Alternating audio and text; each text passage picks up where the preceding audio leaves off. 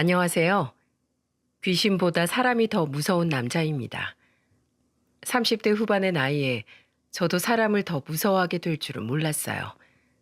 저는 원래 새로운 사람들과 어울리면서 시간을 보내는 걸 좋아했던 사람이었죠. 저를 오래 알던 사람들은 지금의 저를 보면 왜 이렇게 변했냐면서 놀랄 정도랍니다. 그래서 제가 왜 사람한테 경계심이 잔뜩 생겼는지 이유를 알려주면 한 방에 납득하더라고요. 정말 믿고 의지했던 사람한테 배신을 당한 사건이 있어서 모든 사람이 무섭다는 생각이 많이 들게 됐었죠. 자라보고 놀란 가슴, 소뚜껑 보고도 놀란다는 말도 있지 않습니까? 아직도 저는 과거 상처 때문에 사람을 대하는 게 힘들고 벅차기만 합니다. 가슴에 응어리처럼 남은 그날의 상처를 오늘은 사연으로 써보려고 해요. 이렇게 하면 조금이나마 상처가 덜어내지지 않을까 하는 생각이 들어서 하나씩 풀어보겠다고 다짐했죠. 아마 듣다 보시면 제가 왜 변하게 됐는지 느껴지실 겁니다. 저는 사업가 아버지와 가정적인 어머니, 우애 좋던 여동생까지 네 식구였어요. 사업을 하던 아버지를 보면 늘 저렇게 당당한 자세로 살고 싶다는 생각을 많이 했었죠. 학창 시절에는 아버지가 사업을 확장하느라 늘 일로 바쁘셨던 기억이 납니다. 그래서 늘 제 머릿속에 아버지는 바쁜 사람이라는 생각이 있었어요. 그래도 가정을 책임지기 위해 고군분투하시는 아버지의 모습에서 많이 배우기도 했었죠.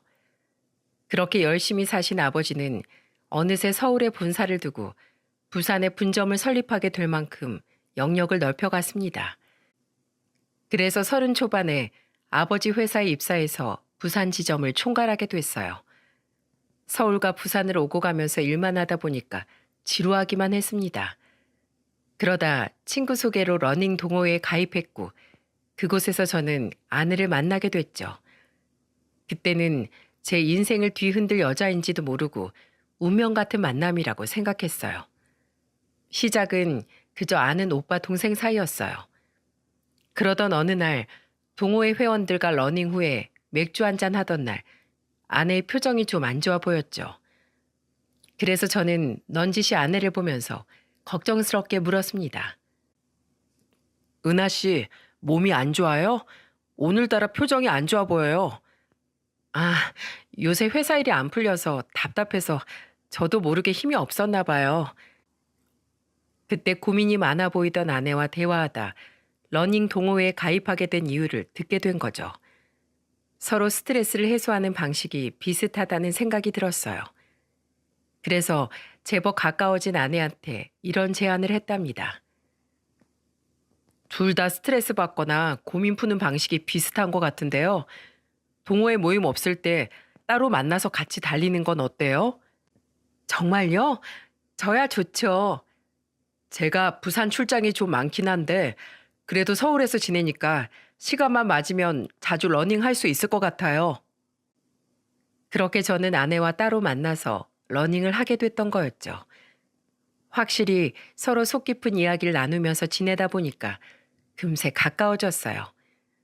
그렇게 오빠 동생 사이로 만난 저희는 서로의 고민과 애환을 들어주다 연인 사이로 발전하게 됐습니다.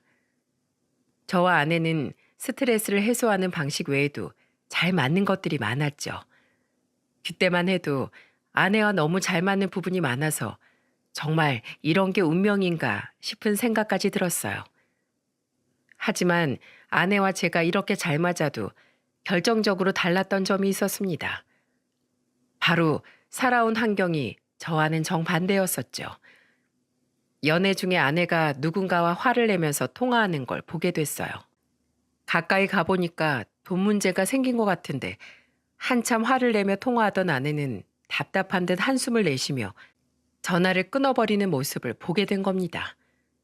그때 뒤에서 듣고 있던 저와 마주친 아내는 그날 복잡한 가정사를 털어놨죠.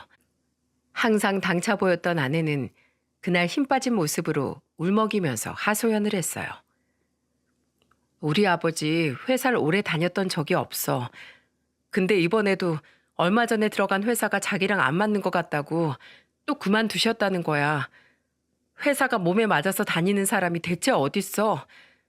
나 진짜 너무 화나고 답답해서 나도 모르게 소리까지 질렀어. 그때 아내는 정말로 참았던 울분이 터진 듯 펑펑 울었습니다. 그저 옆에서 위로해 주는 거 말곤 할 수 있는 게 없었죠. 당시엔 연인 사이였기 때문에 섣불리 금전적인 도움을 주는 건 부담을 주는 일 같았어요. 한참을 울던 아내는 결국 월급에서 일부분을 남동생 학원비에 보태줬다는 것까지 듣게 됐습니다.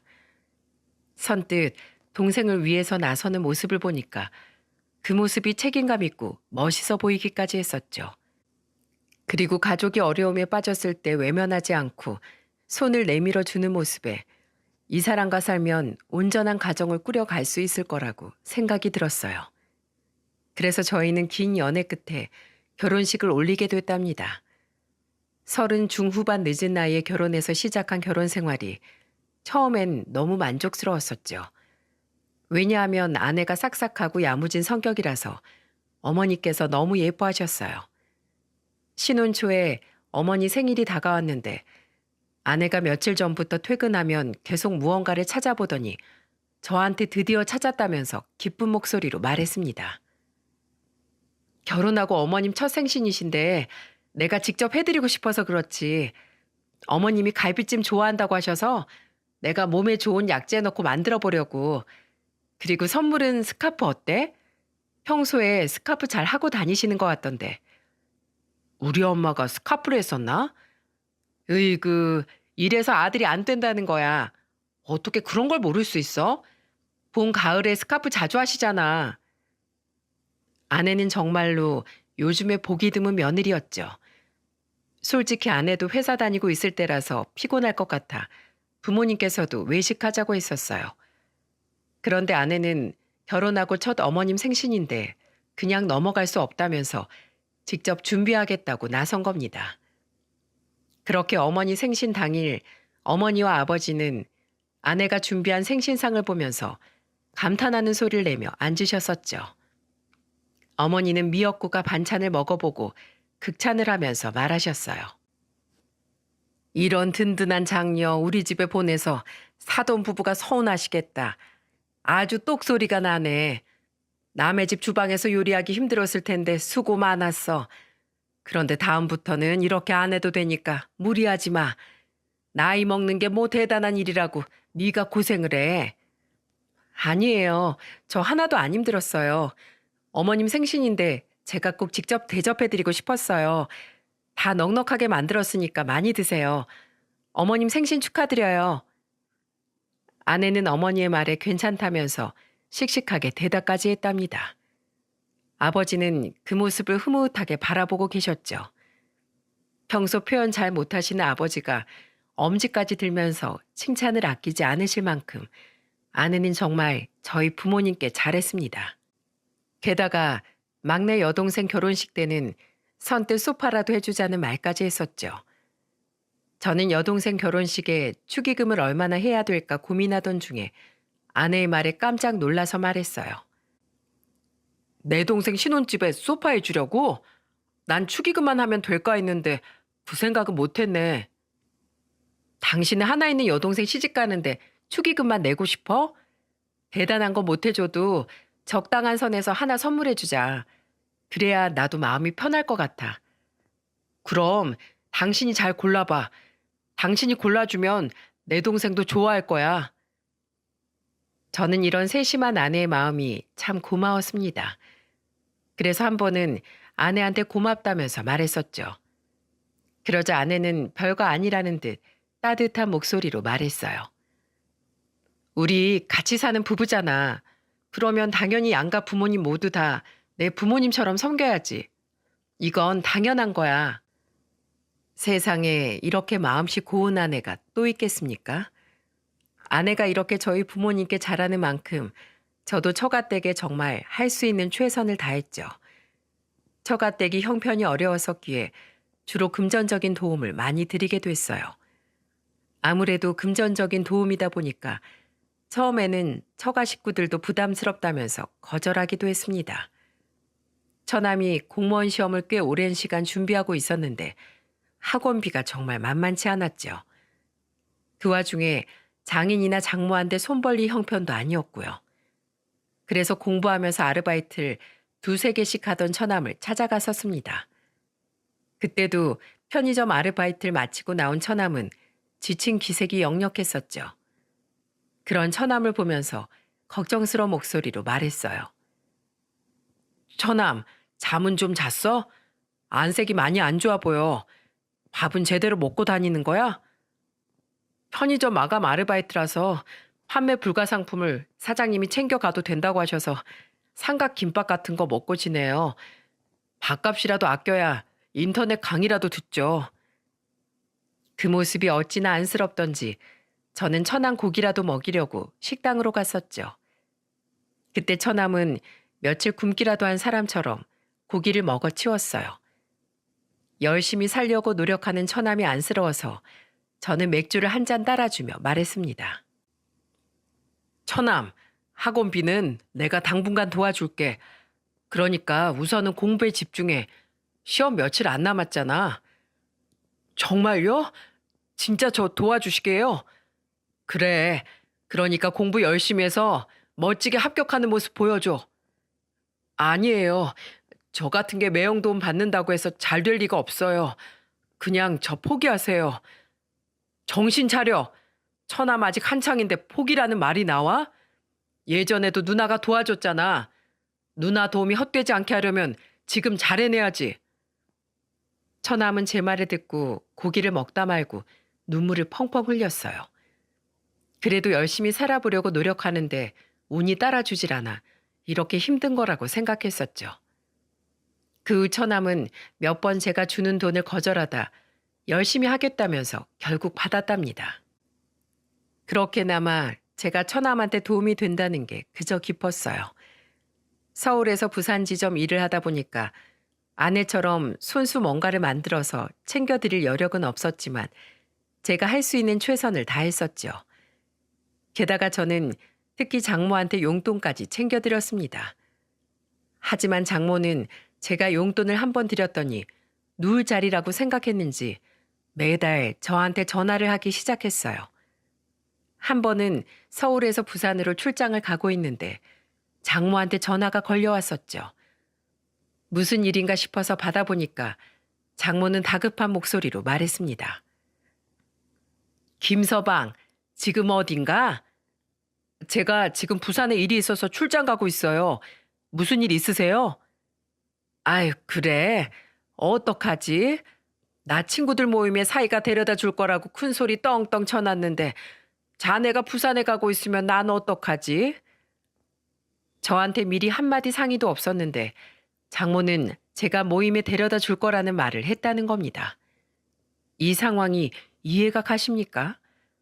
미리 얘기도 안 된 상황에 대체 어떤 해결을 바라는 건지 저도 참 답답했죠. 당장 갈 수 있는 것도 아니니까 저는 침착하게 말했습니다. 장모님, 제가 오늘은 좀 바빠서 다음에 모셔다 드릴게요. 아니, 자네 차가 고급 외제차니까 그거 자랑 좀 하려고 했더니만 다 틀려 먹었네. 아휴, 그럼 용돈이나 좀 보내주게. 직접 운전해서 서울에서 부산까지 가고 있는 사위한테 이게 할 소리입니까? 심지어 저는 그때 영업용 회사차를 운전해서 가고 있는 상태였어요. 그 당시에는 아내가 바쁜 절 대신해서 저희 집안 행사까지도 다 챙기고 있던 때라 저는 대놓고 용돈을 요구하던 장모한테 50만 원을 보내드렸습니다. 잠시 휴게소에 들려 장모한테 용돈을 보내드렸더니 장모는 저한테 신이 난 목소리로 말했죠. 어머, 김서방, 나 모임 왔다고 용돈 준 거야? 괜찮다고 했는데 뭘 이런 걸 다 보냈어? 네? 장모님이 아까 못 오면 용돈이라도. 아유, 바쁘다고? 알겠네. 다음엔 얼굴 한번 비추고 가게. 여기 모임 사람들이 김서방 너무 궁금해하네.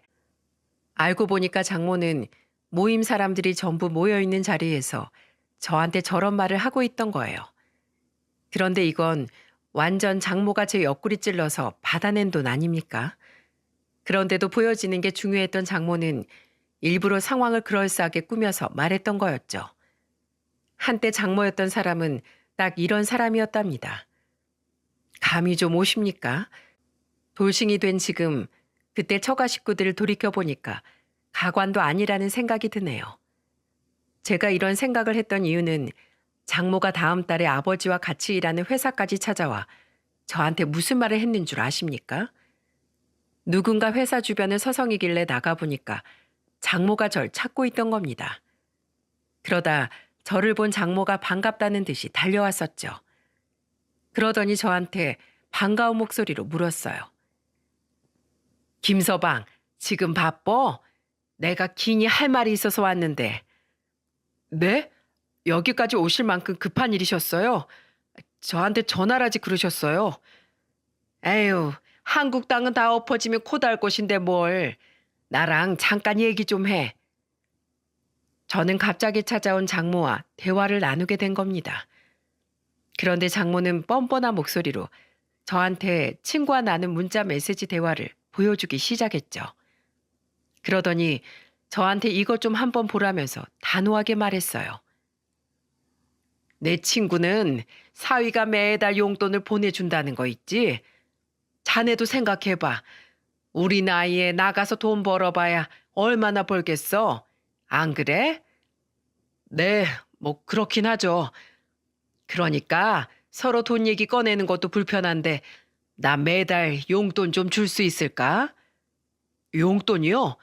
장모님, 요즘도 일 안 다니세요? 내가 다리도 아프고 일하러 가면 머리도 막 아파서 일을 못 하겠어. 일해서 번 돈보다 병원비가 더 나갈 것 같다니까. 지금 생각해도 장인 장모가 제대로 일하는 걸 본 적이 없었답니다. 이런 상황에 용돈 이야기라니까 저는 결혼한 지 5개월 만에 이런 식이면 앞으로는 대체 얼마나 더 드려야 하나 막막했죠. 그래서 저는 생각해 보겠다고 장모를 돌려보내게 됐어요. 그런데 멀리서 제가 장모와 얘기하는 걸 본 아버지가 저한테 무슨 일이냐며 물으셨습니다. 그래서 장모가 저한테 용돈 얘기를 했다고 말했죠. 그러자 아버지는 저한테 단호한 목소리로 말하셨어요. 너는 맨날 일로 바빠서 처가에 제대로 못 가보잖아. 그런데 며느린 회사 다니면서 양가 챙기느라 바쁘잖아. 그러니까 너도 고마운 마음으로 조금씩 드려. 50만 원이면 그렇게 큰 돈도 아니고. 아버지 말을 들어보니까 아내의 노고를 생각하니 고민했던 제가 부끄러웠답니다. 그래서 저는 장모에게 매달 용돈 50만 원을 약속하게 됐죠. 이게 제 상황에서 최선이라고 생각했어요. 그러자 이 사실을 알게 된 아내는 저한테 미안한 목소리로 말했죠. 여보 미안해. 엄마가 회사까지 찾아갈 줄은 몰랐어. 괜찮아. 뭐가 미안해. 당신이 하는 거에 비하면 난 별것도 아니지. 돈 버는 게 쉬운 것도 아니고 당신 맨날 서울에서 부산 지점 관리하느라 내가 고생하는 거 다 하는데 어떻게 당연하게 생각해. 아버지와 같이 부산 지점을 키우고 있을 때라 저도 그때는 바쁘고 정신이 하나도 없을 때였죠. 그래서 아내가 저 대신 집안 행사나 양가 부모님들을 살뜰히 챙기고 있었어요. 아내 나름대로도 고생이 많을 텐데 제가 고생하는 걸 먼저 생각해 주던 아내한테 미안한 목소리로 말했습니다. 당신이 그동안 우리 부모님께 너무 잘해줬으니까 나도 이렇게 하는 거야. 그동안 바쁜 남편 때문에 힘들었지? 내가 먼저 용돈 챙겨드렸어야 했는데 미처 생각 못했네. 그러니까 너무 마음 쓰지 마.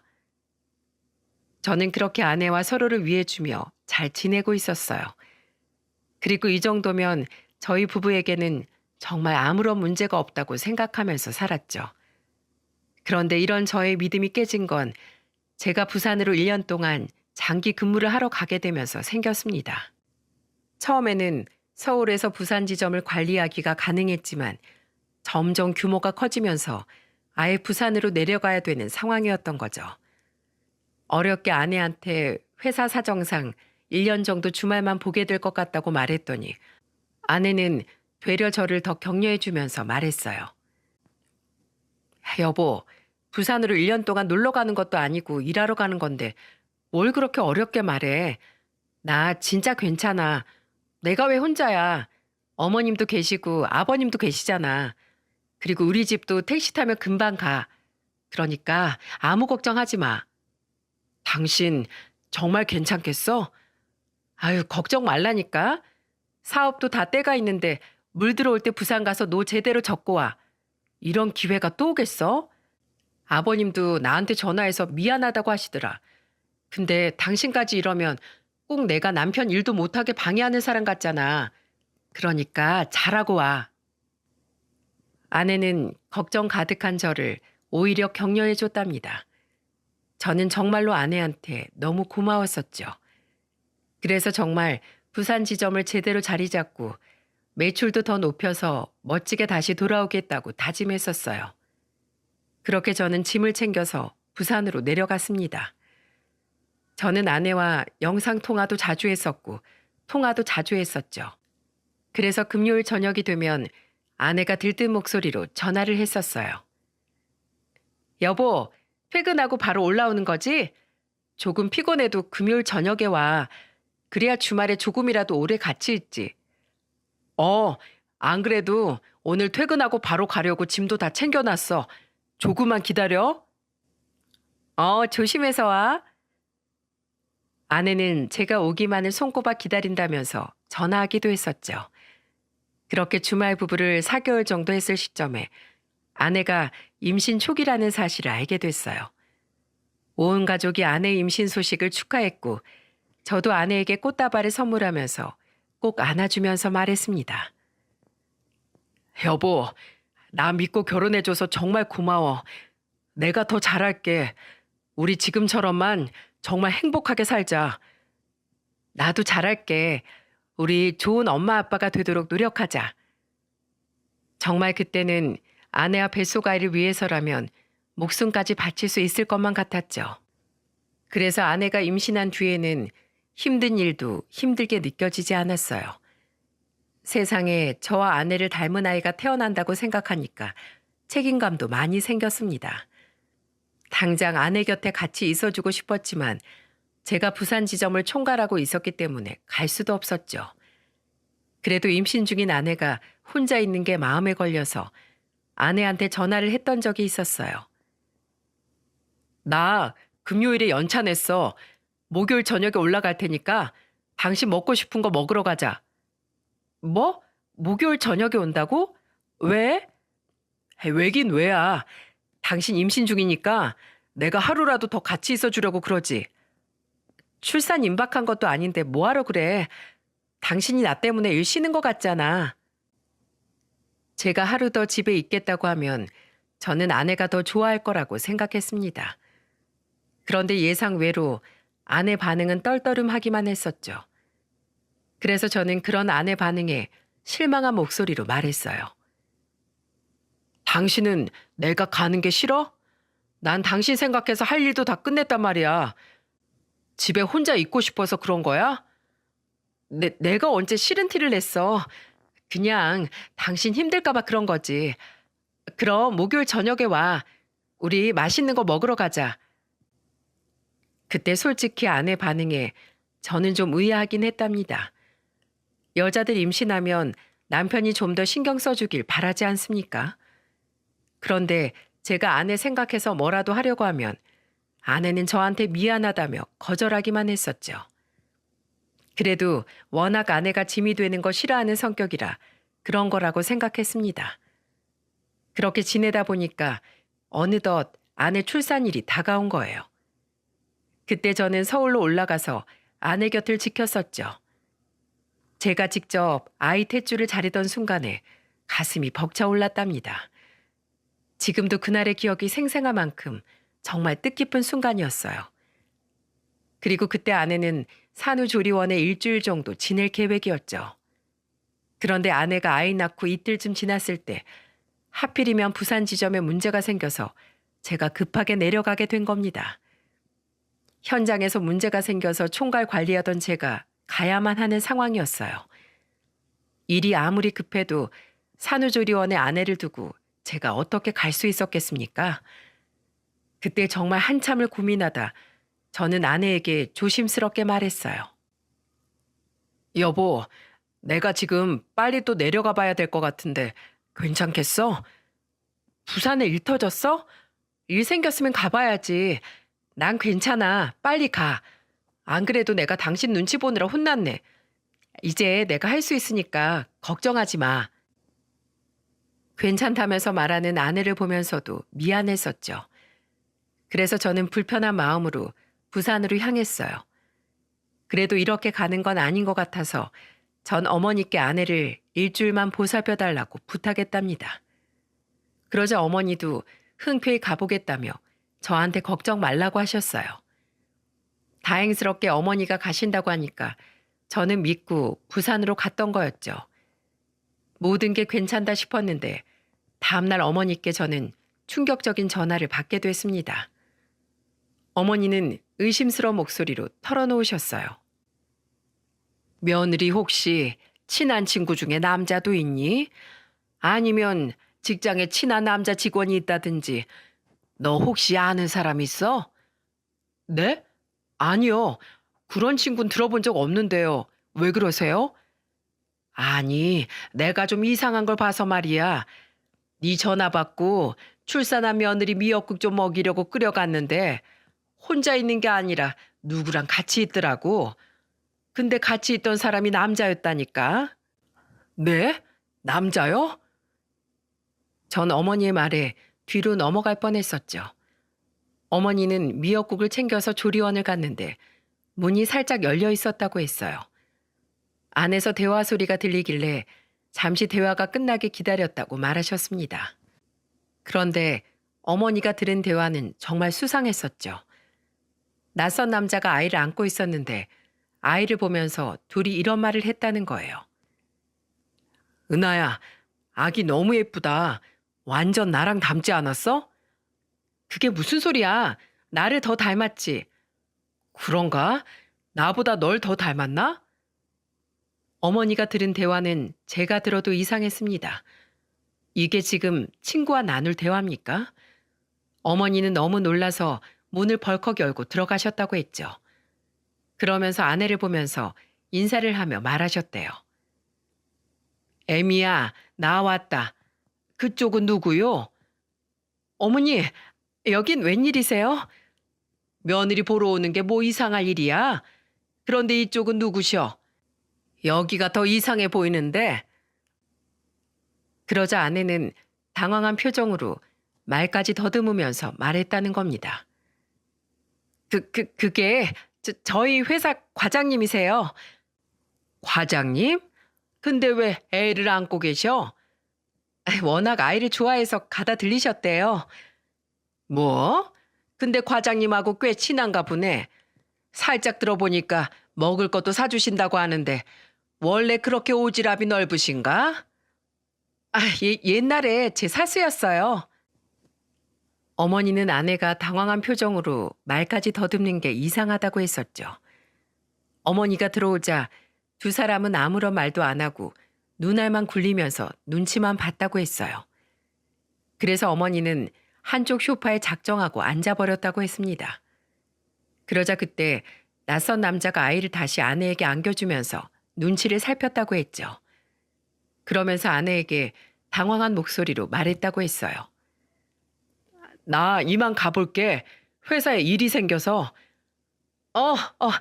네, 과장님 가보세요.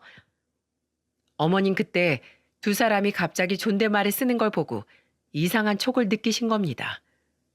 분명 둘이 있을 땐 반말을 했는데 어머니가 오니까 존대를 쓰며 대화한 거였죠. 그래서 어머니는 아내한테 낯선 남자 이름을 물었다고 했습니다. 저분 이름이 뭐야? 고마우신 분인데 내 이름이라도 알아야 되지 않겠니? 괜찮아요. 그래, 그럼 이렇게 좋은 분이 있다고 우리 아들한테라도 말을 좀 해야 되겠다. 좀 챙겨드리라고. 그러지 마세요, 어머님. 제가 이름 알려드릴게요. 그래, 이름이 뭔데? 그게 이름이 김민. 똑바로 얘기해. 친한 사이라며? 이름 몰라? 김정수, 김정수예요. 친하다던 이름도 헷갈려? 나라도 여기 적어놔야겠네. 어머니는 결국 이름을 알아내서 적어두신 겁니다. 그래서 저한테 이름을 알려주면서 신신당부를 하면서 말하셨어요. 아무래도 이상해. 친한 회사 상사라면서 이름도 몰라? 그리고 둘이 있을 때 분명히 반말 썼어. 그러니까 네가 확인 좀 해봐. 별 생각 없다가 어머니의 말에 저는 아내 회사 인사과로 전화를 걸었죠. 그리고 정말 그런 직원이 있나 물었습니다. 김은하 대리 남편입니다. 다름이 아니고 아내랑 같은 팀 상사분 중에 김정수라는 분이 계실까요? 제 아내를 너무 많이 도와주신다고 하셔서 보답을 좀 하고 싶어서요. 김은하 대리는 있는데 김정수라는 분은 없어요. 저는 그때 망치로 한 대 맞은 기분이었어요. 어머니의 의심이 합리적 의심이라는 생각까지 들었죠. 그래서 저는 아내에 대해 더 알아봐야겠다고 생각했습니다. 제가 부산에 있으니까 심부름 센터를 알아봐서 아내 뒷조사를 의뢰했어요. 그리고 저는 센터 직원에게 연락이 올 때까지 기다렸죠. 하루가 1년처럼 느껴지던 긴 시간이 흐르는 것 같았습니다. 그 사이 아내는 아이를 데리고 조리원을 나왔고 드디어 심부름 센터에서 연락이 온 거예요. 그런데 제가 마주한 사실은 정말 충격적이었죠. 알고 보니까 제가 부산에 갈 때마다 아내는 그 남자와 둘이 만나고 있던 사이였던 겁니다. 센터 직원이 보여준 영상과 사진을 보고 정말 뒤로 넘어갈 뻔했는데 센터 직원이 한숨을 쉬며 말하더군요. 사장님, 저희가 알아봤는데요. 둘 다 얼마나 꼼꼼하고 의심이 많은지 증거 잡기 힘들었어요. 며칠을 잠복했는지 몰라요. 그래서 증거는 많이 나왔어요? 정확한 사실은 보통 사이가 아니라는 거죠. 제가 장담하는데 100% 불륜이에요.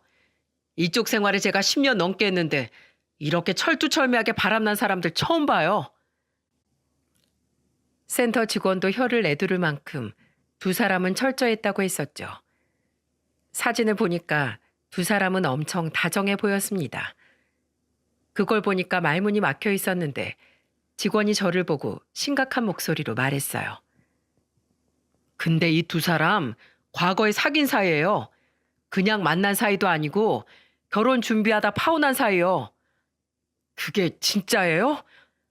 알 사람은 다 알더라고요. 에휴, 저렇게 바람날 걸 왜 파혼했는지. 참, 애는 여자 쪽 엄마가 봐주는 것 같던데요. 아내는 갓 태어난 애도 처가에 맡겨놓고 바람을 피고 있던 거였죠. 그래도 저는 확실하게 더 확인하고 싶었어요. 그래서 아내가 자주 매던 명품 가방에 소형 녹음기를 설치했습니다. 그런데 운명의 장난처럼 그날 저녁 아내는 친구 장례식장에 간다고 말했죠. 그런 아내를 보면서 저는 아무것도 모르는 척 물었어요. 몸조리 더 해야 되는 거 아니야? 친한 친구 어머님이 돌아가신 거라 가봐야지. 친한 친구니까 내가 안 갈 수도 없어. 당신이 애 좀 봐줘. 저는 그런 아내를 보고 갔다 오라고 말했습니다. 그리고 아내가 쥐덫에 걸리라고 빌었죠. 그렇게 저녁에 나간 아내가 아침에 귀가했어요. 피곤했는지 잠에 골아 떨어진 겁니다. 그때 저는 녹음기를 빼서 내용을 듣기 시작했었죠. 그런데 정말 녹음된 내용은 충격적이었어요. 은하야, 대체 언제 이혼할 거야? 그냥 진작 이혼했으면 이렇게 불안하게 안 만나도 되잖아. 이게 뭐야? 도둑 고양이처럼 만나고. 기다려 보라니까. 한 1, 2년만 더 기다려. 대체 왜 그걸 기다려야 하는데? 내 새끼 안아보지도 못하고 어떻게 기다려? 내가 말했잖아. 그 집안이 돈이 엄청 많다니까? 내가 어떻게 해서 건덕지 만들어서 내가 피해자인 척 코스프레하면 재산 분할로 5억은 받을 수 있다니까?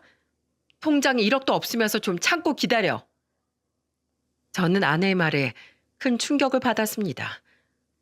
처음으로 아내의 뱃속에서 태어난 아이가 내 아이가 아니라는 것도 놀라운데 이혼 사유를 만들어서 재산 분할을 하겠다니 이게 말이 됩니까? 그러니까 저와의 결혼은 오로지 돈을 위한 관계였던 거예요. 그날 저는 손이 벌벌 떨리기 시작했죠. 그리고 저는 모든 사실을 밝히기 위해 어머니한테 집에 일찍 좀 와달라고 부탁했습니다. 그 후 어머니가 집에 오자마자 실행에 옮기기로 다짐했어요. 그런데 어머니가 오자 아내는 또 가증스러운 얼굴로 쌩글거리며 말하는 게 아니겠습니까? 어머님, 아침 일찍부터 무슨 일이세요? 교태를 부리면서 말하는 목소리에 정말 토할 것만 같았죠. 그래서 저는 아내를 보면서 비아냥거리면서 말했습니다. 야, 누가 네 어머님이야? 싸구려 같은 게 술집 년보다 더 못한 년이 어디서 어머님이래? 당신 지금 그게 무슨 말이야? 너 언제까지 날 속일 수 있을 것 같았어? 내가 평생 모를 줄 알았어? 무슨 말을 하는 거냐고. 말 돌리지 말고 말해. 아, 그래. 말 돌리지 말고 말해줄게. 네가 원하는 대로 해줄게. 저는 아내 말이 끝나자마자 녹음기를 재생했어요. 내용은 아까 아이 얘기와 재산 분할 얘기였었죠. 이걸 듣게 된 어머니는 눈을 동그랗게 뜨고 아내를 보고 화를 내며 말했습니다. 야, 이게 뭐야? 이거 진짜야? 이거 오해예요. 이거 진짜 장난친 거예요. 다 장난이라니까요. 장난? 목소리 딱 들어보니까 그때 그놈이네. 네가 감히 우리 아들을 농락해? 더러운 년이 감히 이딴 짓을 해? 어머니는 아내 머리채를 단숨에 움켜쥐고는 거실 바닥을 질질 끌고 다녔죠. 그러자 아내녀는 고통스러운 목소리로 소리쳤어요. 아, 어머니, 제발 그만하세요. 아파요, 아파. 야, 죄를 지었으면 벌을 받아야지. 내가 이걸로 끝날 줄 알아? 네 머리 다 뽑아버릴 거야. 저러다 정말 머리카락이 아니라 저 나쁜 년 목이 꺾이게 될까봐 어머니를 말렸습니다.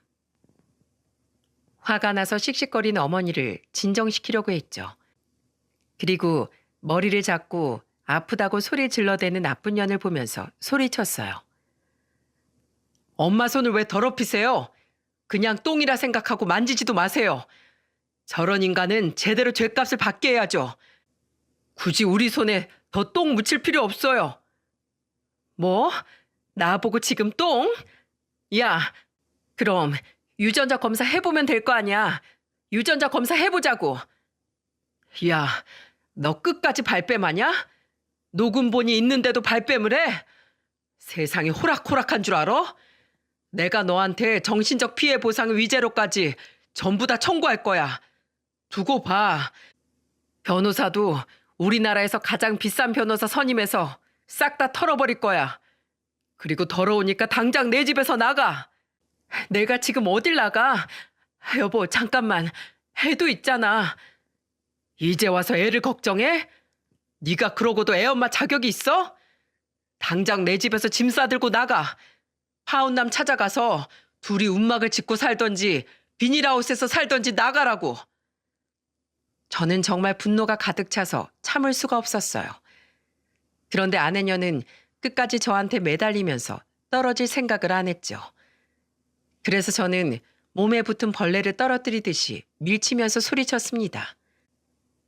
저리 떨어져. 왜 아직도 뜯어먹을 게 남았어? 너 같은 벌레녀는 뜨거운 맛을 봐야 정신 차리지.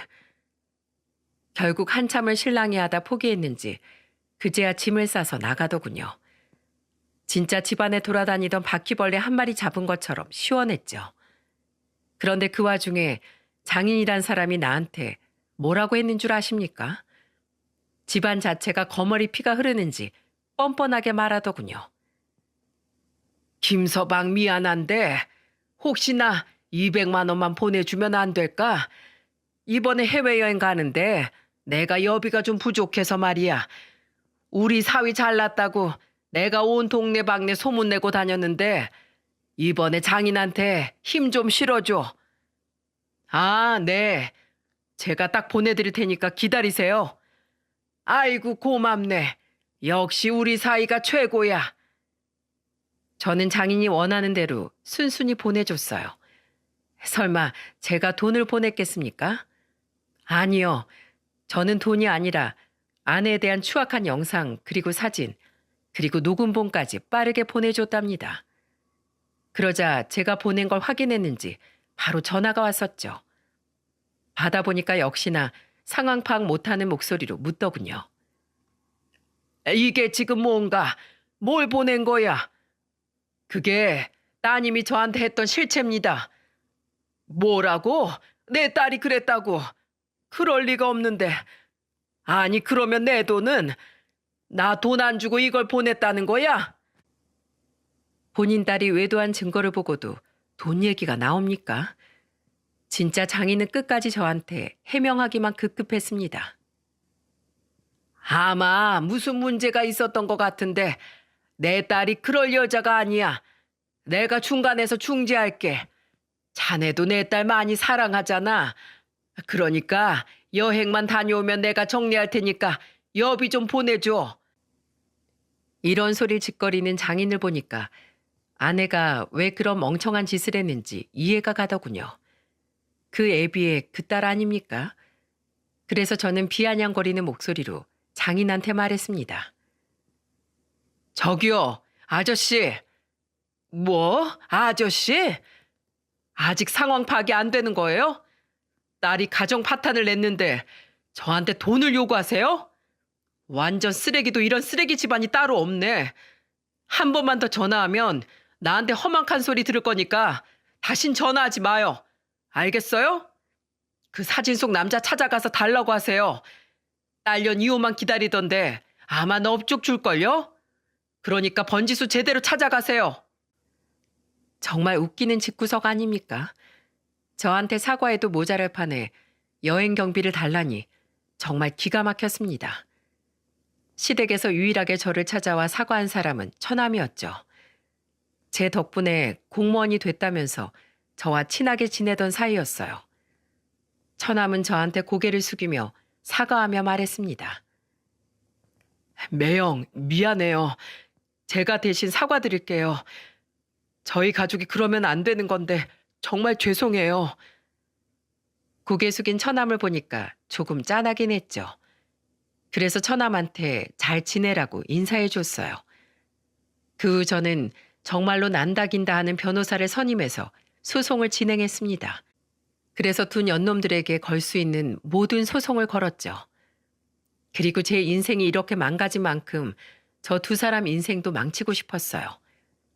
그래서 저 둘이 다니던 회사로 끈질기게 모든 사실을 정리해서 보냈습니다. 그러자 아내는 회사에 소문이 쫙 퍼져서 제 발로 걸어 나오게 됐었죠.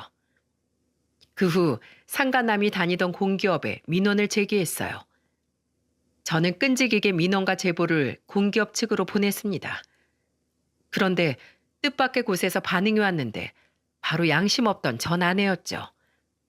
뻔뻔하게 절 찾아와서 싹싹 빌더니 어이없는 부탁을 하더군요. 내 인생 이렇게 구렁텅이로 빠뜨리면 어떡해.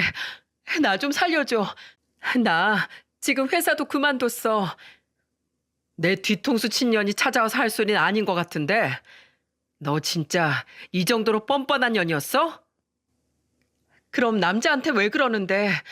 그 사람은 그냥 둬. 나한테만 복수하라고. 지금 그 사람도 회사에서 얼마나 입장 난처해졌는지 알아?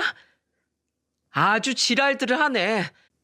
바람이나 피는 것들 미래까지 내가 걱정해줘야 될 필요가 있어?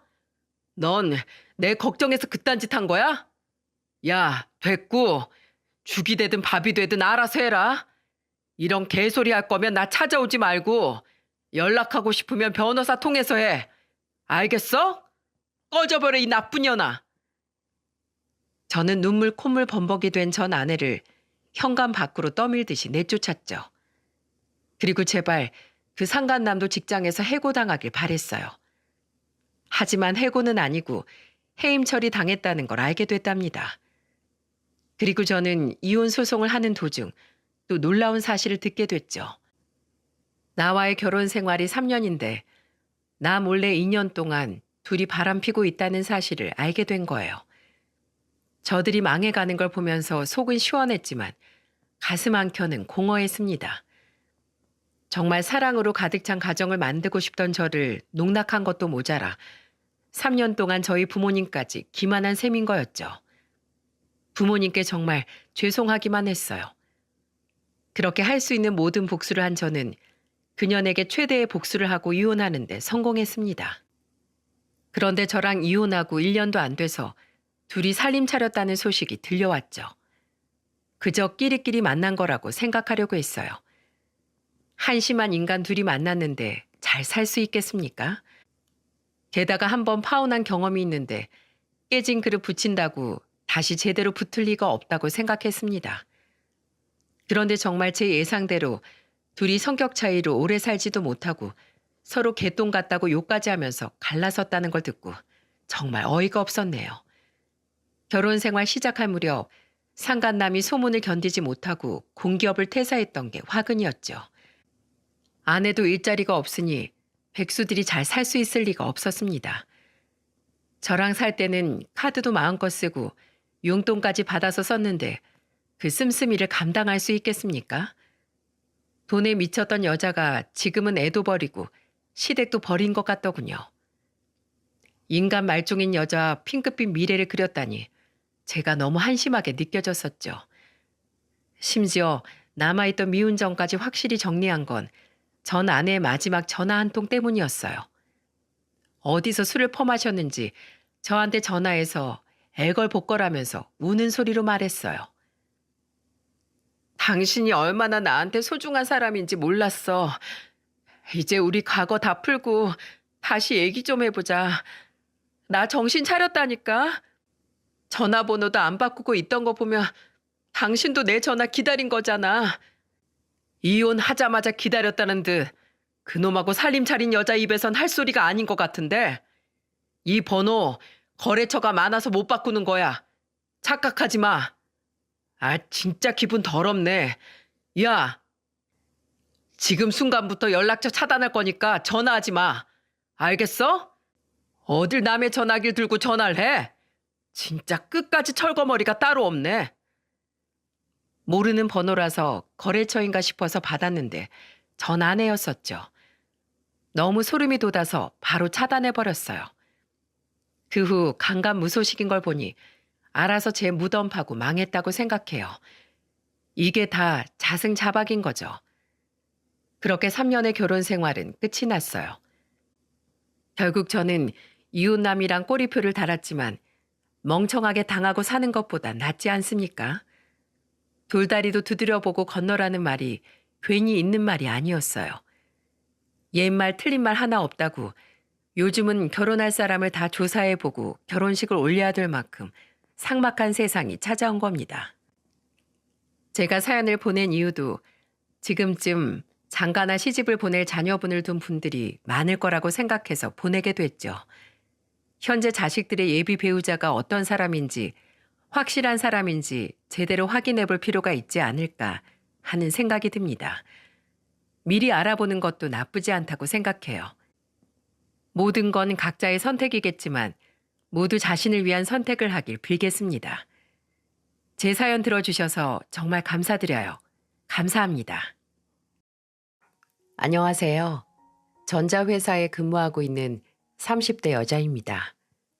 여러분이 생각하는 세상에서 가장 한심한 종류의 사람은 어떤 사람인가요? 저는 겉멋만 든 사람이 정말 한심하게 느껴집니다.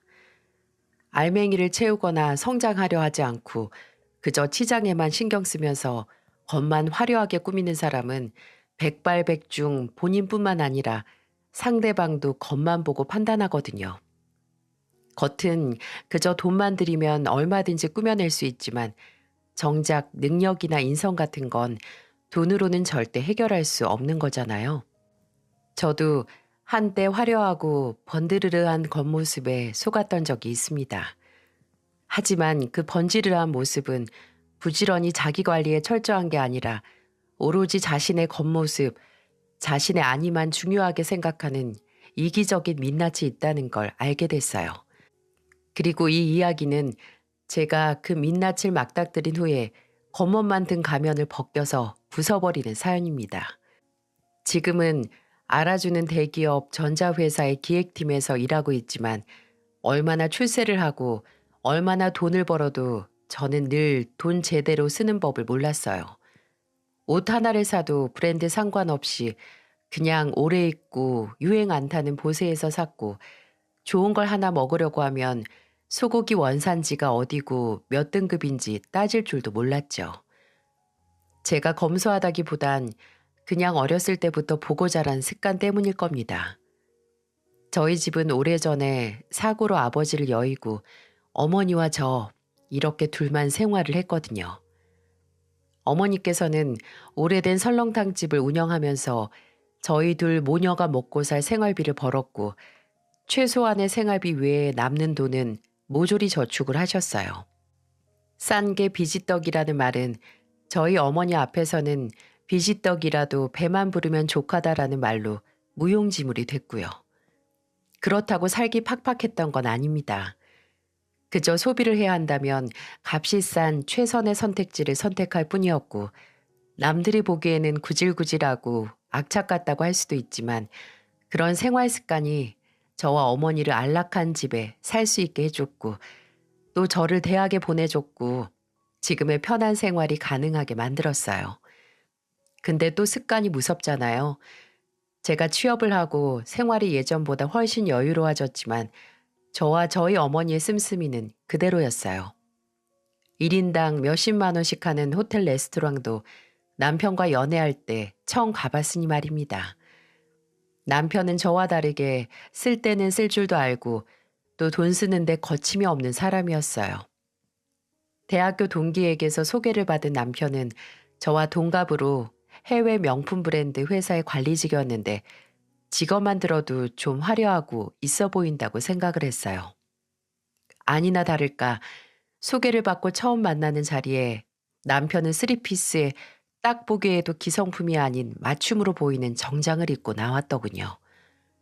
비싼 옷에서 나오는 건지 아니면 탄탄한 직업에서 나오는 건지 모르겠지만 남편의 첫인상은 자신만만하고 콧대가 좀 높아 보인다는 거였네요. 말 한마디 한마디에서 자신감이 보였고 첫 데이트도 굉장히 주도적으로 이끄는 리더십이 있었습니다. 그렇게 제게 없는 점을 갖고 있는 남편에게 전 끌렸어요. 자신을 잘 가꾸고 투자하는 남편에게 말이죠. 남편은 사용하는 향수만 수십 가지였고 옷은 따로 옷방을 만들어도 모자랄 정도로 많다고 했어요. 때로 본인이 누리고 걸치고 있는 걸 나열하면서 뽐내기도 했지만 그때는 자기 관리에 참 철저한 자신감이라고 생각을 했습니다. 이왕 할 거면 뭐든 최고를 해야 직성이 풀리는 남편은 저와 연애를 하던 때도 최고의 데이트 코스를 짜서 왔어요. 좌석 가격만 30만 원 가까이 하는 VIP 뮤지컬 티켓을 예매하고 연줄이 있어서 예약을 해야만 갈 수 있는 원 테이블 레스토랑에 가서 식사를 했죠. 종종 제가 데이트에 돈을 너무 많이 쓰는 것 같다. 그냥 소소한 데이트도 좀 하자고 하니 이런 말을 하더라고요. 나는 지혜 너랑 하는 건 뭐든 최고로 즐기고 싶어. 여행부터 한 끼 식사까지 뭐든지. 나한테 소중한 사람하고 시간 보내는 건데 돈이 무슨 대수야. 그래도 한 번 만나는데 매번 몇십씩 쓸 수 없잖아. 내가 쓰는데 왜 지혜 네가 아까워해? 나는 별 볼 일 없는 곳에서 시간 보내고 싶지 않아.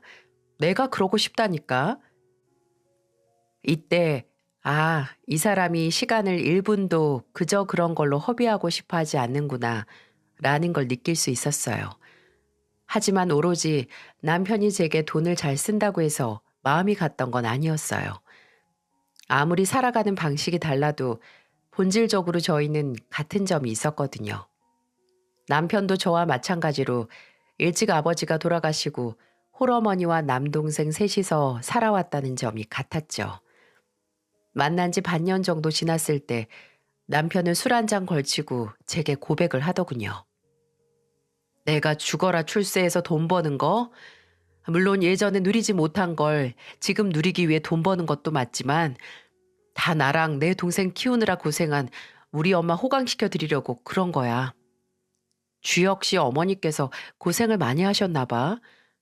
어, 우리 엄마 진짜 불쌍하게 사셨어.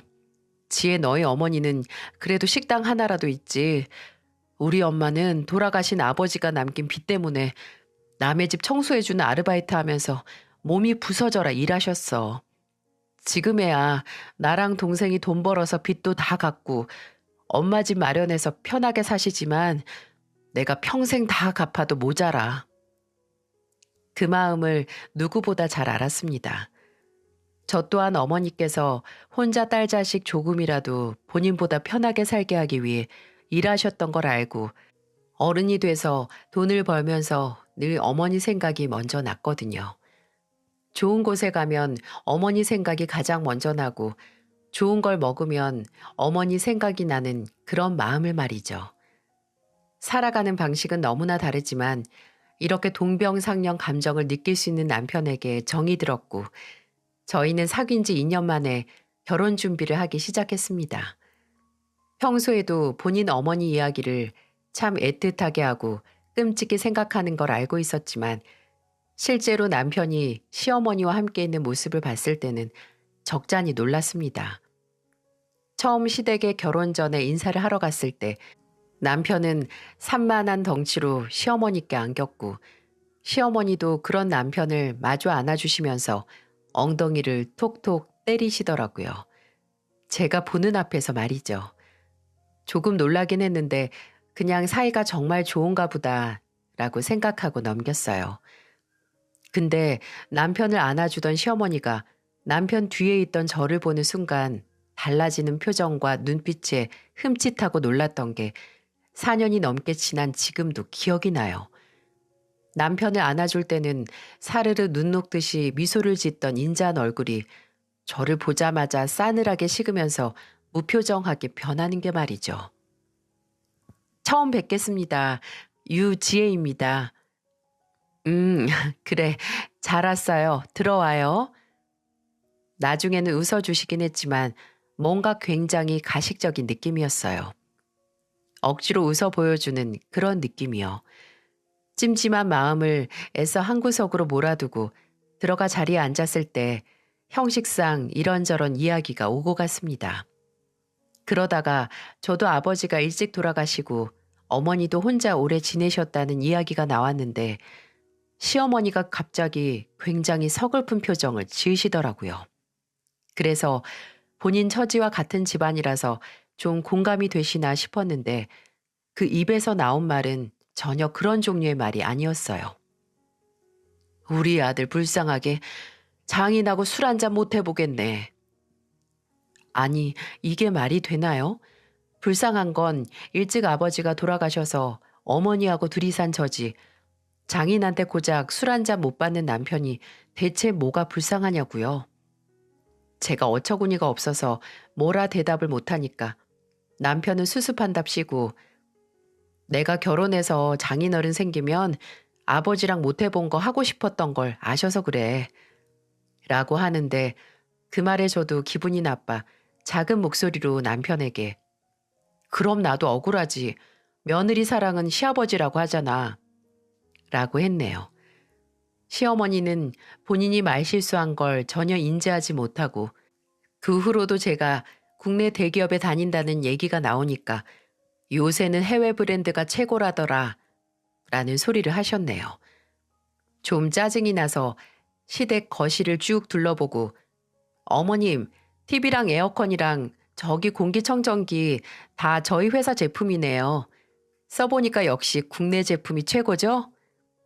라고 하니 시어머니는 입술을 한번 삐죽거리고 바로 다른 주제로 대화를 돌리시더군요. 나중에 시댁에서 식사를 다 마치고 집으로 가려고 일어설 때 제가 나오면서 차 키를 남편에게 건넸거든요. 근데 배웅해 주시던 시어머니가 그걸 보고 또 이렇게 말씀하셨어요. 너는 네 손으로 운전대 안 잡니? 갈 때도 주여기를 꼭 시켜야 쓰겠어?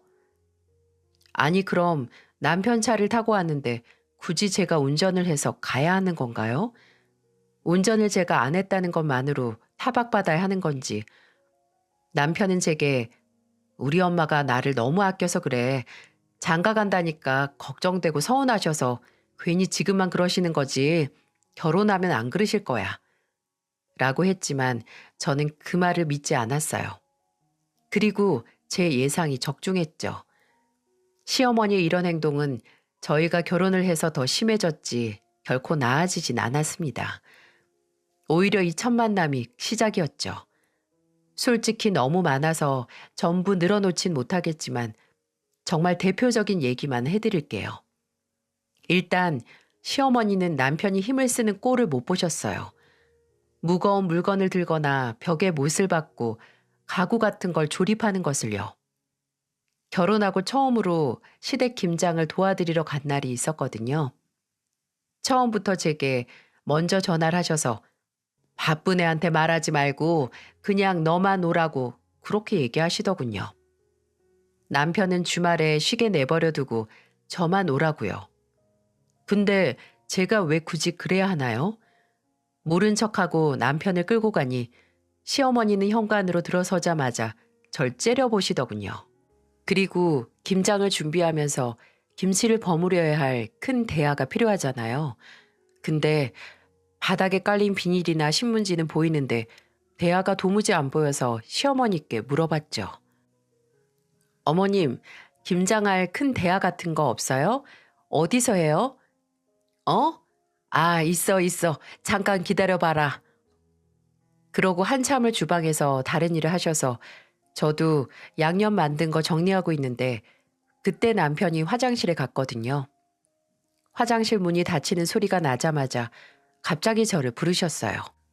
너 이리 와라라고 부르셔서 간 곳은 다용도실이었고 시어머니는 다용도실 끝에 자리한 작은 창고 문을 가리키면서 이렇게 말씀하셨어요. 거기 열면 제일 윗칸에 다라이 큰 거 3개 겹친 거 있을 거다. 끄집어내서 이쪽에 내려다 놔라. 일단 시키시니까 하긴 했는데 느낌이 좀 이상했어요. 아무래도 타이밍이 말이죠. 남편이 없을 때 제게 힘쓰는 일을 시키려고 아마 기다리고 계셨던 것 같지 않나요? 그래도 사람이 그렇게 유치할까 싶어서 애써 다르게 생각하려고 하는데 제 느낌은 틀린 게 아니었네요. 시어머니는 남편에게는 담근 김치를 넣은 빈통을 안겨주면서 옮기라고 하시고 제게는 절인 배추가 가득 들어있는 스텐 대야를 안겨주시면서 거실로 옮기라고 하셨습니다. 뭐가 더 무거울까요? 남편은 키가 180이 넘고 운동도 꾸준히 해서 몸이 좋았고 저는 160 초반의 키에 몸에 근육도 얼마 없어서요. 근데도 시어머니 눈에는 남편이 세상 약해 보이고 제가 힘 좋은 돌쇠처럼 보이는지 너무나 당연하게 무거운 것만 골라서 제게 일을 시키시더군요. 진짜 헛웃음이 나왔습니다. 나중에 김장이 다 끝나고 설거지도 저를 시키시려고 하기에 중요한 전화 받는 척하면서 남편에게 떠넘겼어요. 그랬더니 시어머니가 한숨을 푹 쉬면서 설거지를 하려고 하는 남편에게 됐다, 가라 하고 본인이 하시더군요. 참나. 그리고 김치 2통 받고 집으로 가려고 하는데 정말 끝까지 그 김치통을 가리키면서 지혜가 들고 가, 잘 먹어라 라고 콕 집어서 말하셨어요. 진짜 너무하신다 싶어서 저는 잘 먹을게요. 여보 들고 내려와 라고 한 다음에 먼저 현관문을 빠져나갔습니다. 명절에도 마찬가지였어요. 조금이라도 힘이 더 드는 일은 악착같이 제게 맡기려고 하셨어요. 이외에도 남편이 한 번씩 혼자 시댁에 가서 밥을 먹고 오는 날이면 어김없이 그날 저녁에 전화를 하셔서 너 요새 네 서방밥 잘 안 챙기니?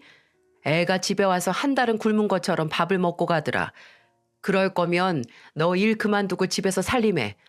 무슨 대단한 일 한다고 서방 배 굶겨가면서 하니? 라고 하시기도 했어요. 처음에는 그 전화를 받았을 때 크게 당황해서 제대로 말도 못했는데 3번쯤 받고 나니 태연하게 집에서도 그렇게 걸신 들린 것처럼 먹어요. 걱정 마세요. 라고 할 수 있었네요. 그 후로도 종종 제게 일을 그만두면 어떻겠냐는 말을 꺼내시긴 했는데 그중에는 빨리 그만두고 집에서 쉬어야 애가 잘 들어선다라는 이유 때문이었어요. 여자가 밖에서 오래 일하면 애가 잘 안 들어선다는 말도 안 되는 소리를 하면서 말이죠. 저희 부부가 결혼 후 얼마 안 지나서 바로 임신 계획을 생각했던 건 사실이었지만 제가 일을 해서 애가 안 들어선다니 말이 안 되잖아요. 근데 결혼하고 2년이 지나도 애가 안 들어서자 한 번은 저를 의심까지 하시는 거 아니겠어요? 몸에 이상이 없는 이상 이렇게 애가 안 생길 수 없다고 저를 끌고 산부인과에 가려고 하셨어요. 그것도 처음에는 밥 사주시는 척해서 저를 불러내신 후에 말이죠. 시어머니가 점심 한 끼 하자고 하셔서 나간 자리는 제 몸에 이상이 있는지 없는지 알기 위한 덫이었습니다. 식사를 다 하자마자 갈 곳이 있다고 저를 데려간 곳은 바로 산부인과였어요.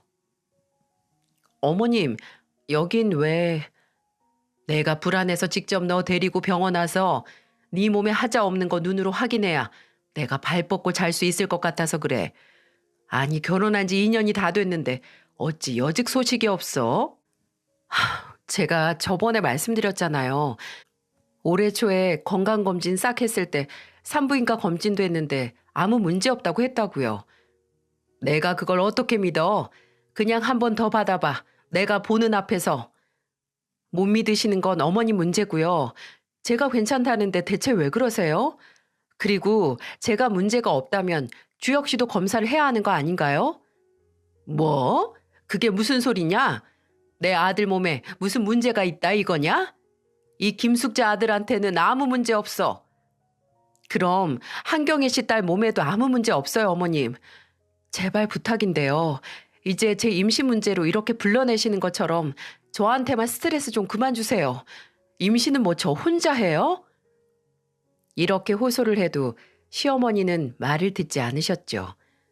나중에는 제가 회사를 더 다니려고 일부러 약을 먹어 임신을 안 한다고까지 몰아가셨습니다.